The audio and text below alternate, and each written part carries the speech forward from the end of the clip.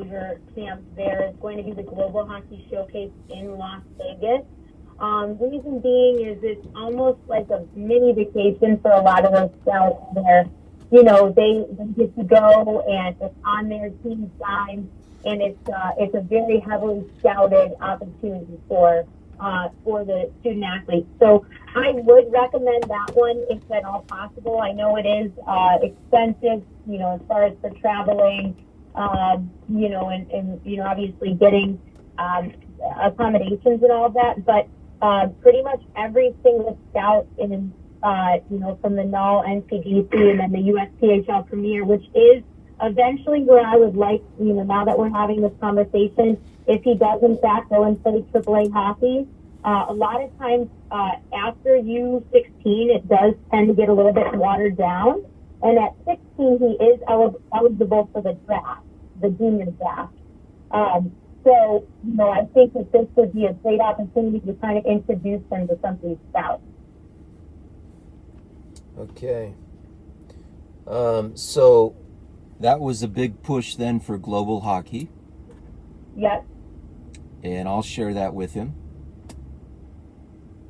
But also the Air Force Showcase, really all of those on there are going to be my highest recommendations from an exposure standpoint. Exposure is going to be super high at all of those camps. And then beneath that, there is the Central Scouting Form.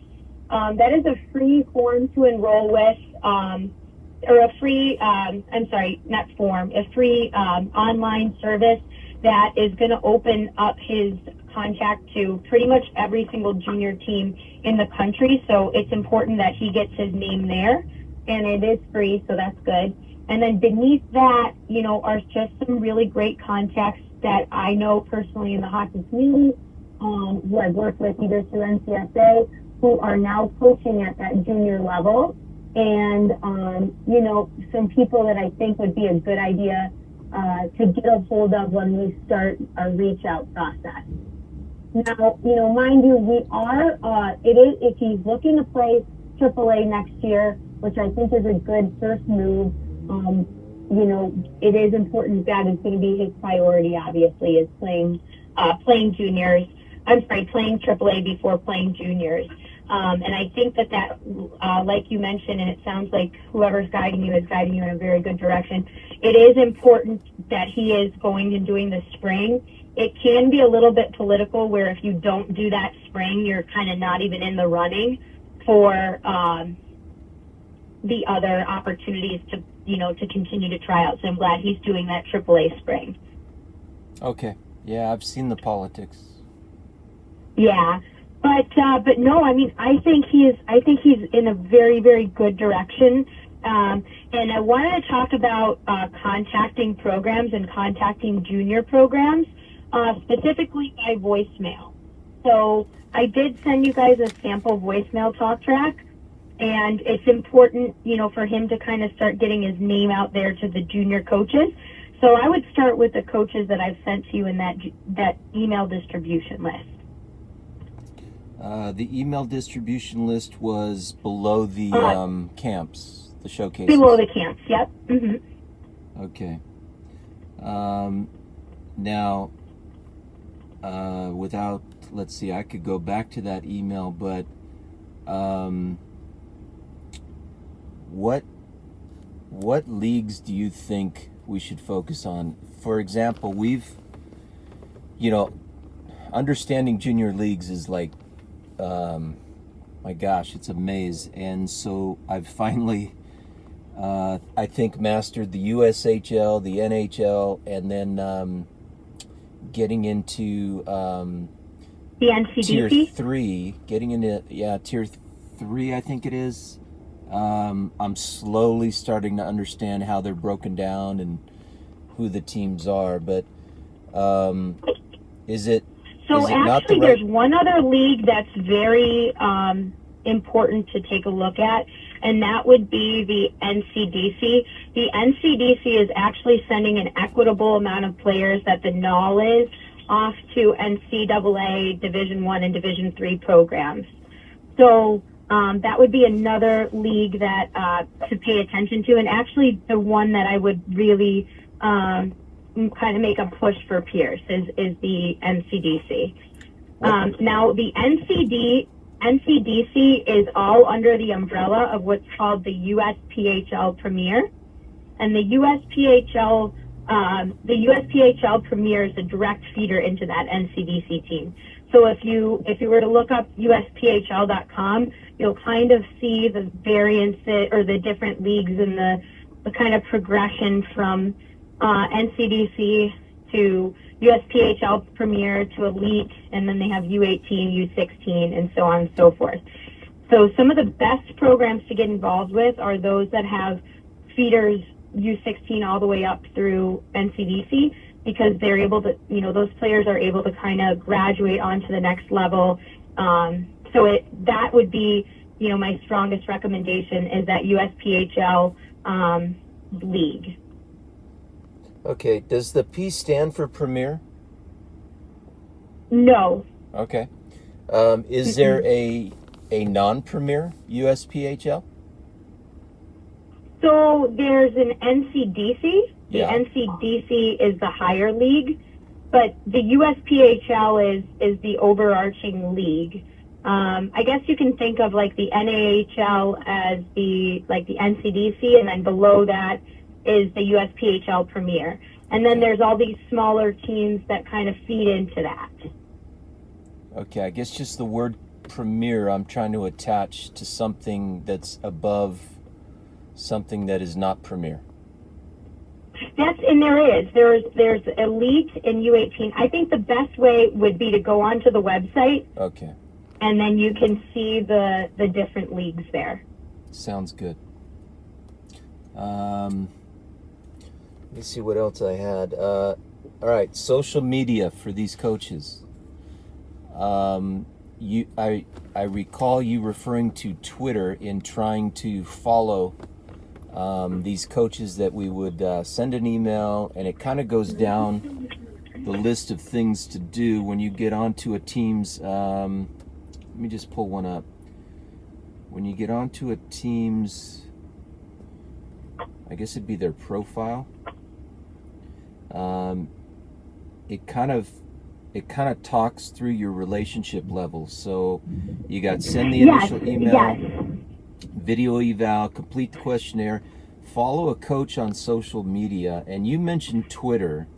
I just wanted to make sure that things like Facebook and Instagram and all those things, you're not suggesting that, it's just mainly Twitter? It's mainly Twitter. Twitter has what's called high search engine optimization, basically like a fancy word for what gets highest in the top 10 Google search rankings. Okay. So, for example, NCSA is going to get, Pierce would come up high, and if somebody were to look up Pierce's full name and then hockey, that is what would come up first, probably as NCSA, but potentially, like equitably or potentially even above, would be Twitter. So same goes for, Sidney Crosby. Even though there's hundreds of thousands of very credible news articles written about Sidney Crosby, one of the first things that's going to show up for him is going to be his Twitter account.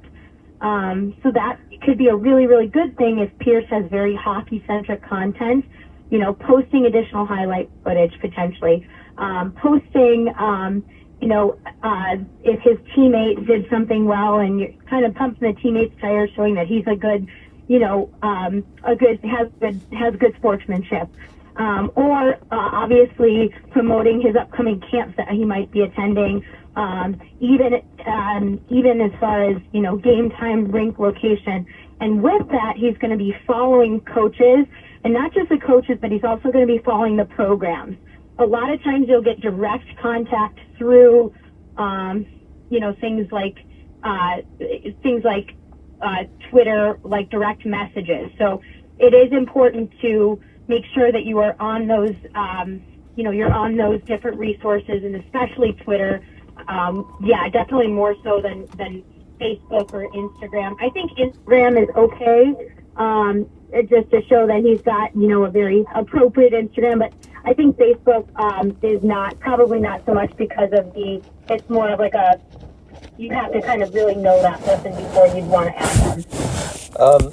Now, if we follow a coach or a program on Twitter, it doesn't necessarily mean they're following us, and therefore, when we post on Twitter, the coach isn't getting notified. Whereas if the coach posts and we're following the coach, we get a little something.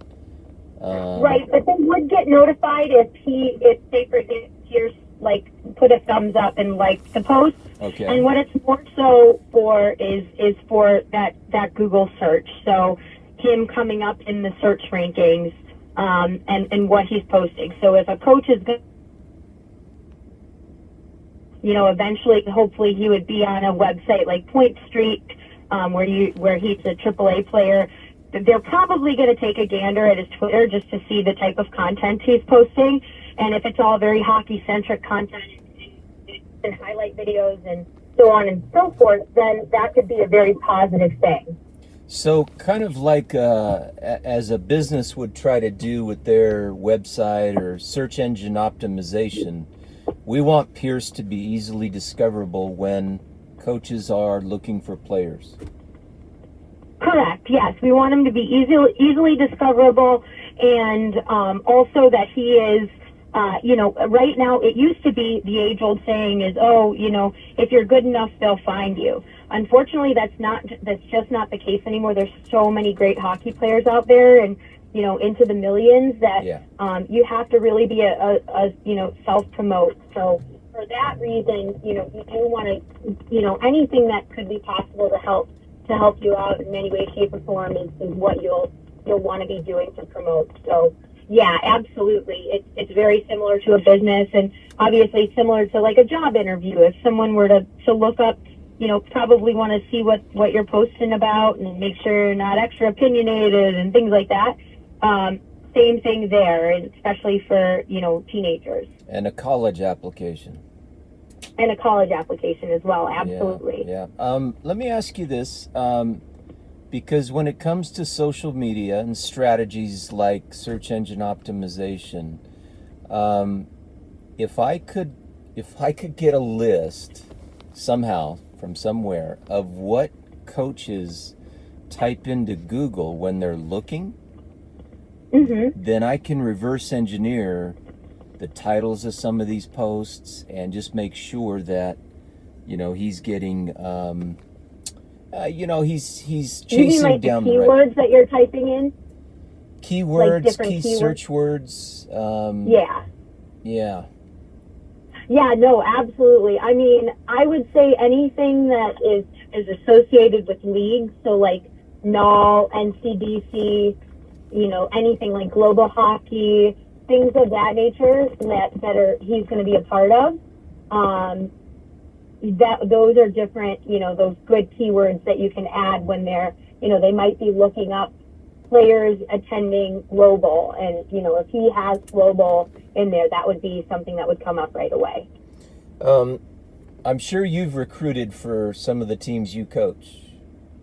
Absolutely. Yeah, actually, this is my first year coaching men's hockey for DePaul University, their ACHA Division II program. So, and then I also coach Robert Morris University as their women's head coach.